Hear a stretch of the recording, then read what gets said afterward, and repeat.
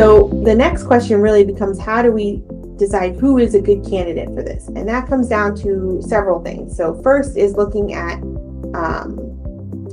these are big operations that take all day. The peritoneum covers everything in the abdomen. And what do we want to do? And so we think about this first as the disease burden. So when we're looking in the abdomen, how much disease is there, and can I remove all of the disease? When I'm thinking about how much disease there is, I use a scoring system. And so that's called the Peritoneal Cancer Index score. It splits your abdomen up into a tic-tac-toe board with 9 different sections. And then there is 4 more sections for the small bowel.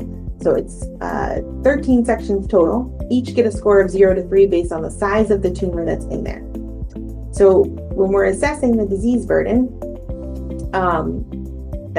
we want to know what that PCI score is. It's a way for the surgeons and different physicians to communicate with each other, but it also is something that we use in clinical trials and in studies to try and figure out what number is too high for different cancer types. So for example, for colon cancer, most people are comfortable doing site reduction surgery, Hipec, up to a score of a 25 or 26. But we know that above that, we might not derive the same benefit as we do when the score is lower. But gastric cancer, that score needs to be closer to a 7 to 10. And so based on the cancer type is how we decide what score patients might derive a benefit.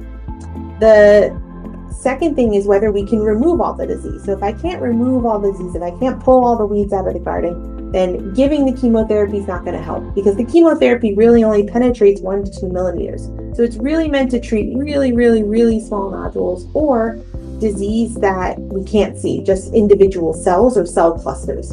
And so most of the time, there's a lot of things that we can remove. I can remove gallbladders, we can remove small pieces of the liver, the spleen, pieces of bowel. But there are 2 areas that are big stopping points for surgeons. One is the small bowel.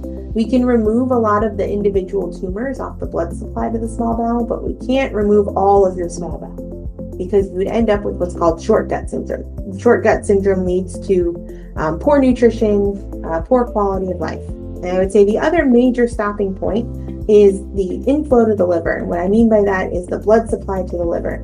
So we can take all of the tissue that surrounds that area, but we can't take the actual inflow to the liver, or else the liver wouldn't be able to get oxygen and nutrients and be able to work as a filter for our body. So we think about how much disease is there and does it make sense for the cancer type? Where is the disease and can I remove it all? And then we think about the location of the cancer, so colon versus rectum versus mesothelioma or appendix, all changes how we make those decisions. And then it's really about whether you can tolerate the surgery. So are your heart and lungs in good enough shape? Now these are operations are anywhere from 10 to 14, 15 hours sometimes. They're all day surgeries. It takes a long time to remove all the visible tumor and then to give the chemotherapy. So we want to make sure that you can tolerate the anesthesia, that you can recover from it. If we're giving all these high risks without that benefit, then we worry about not being able to derive the benefit and be able to live longer and also have good quality of life.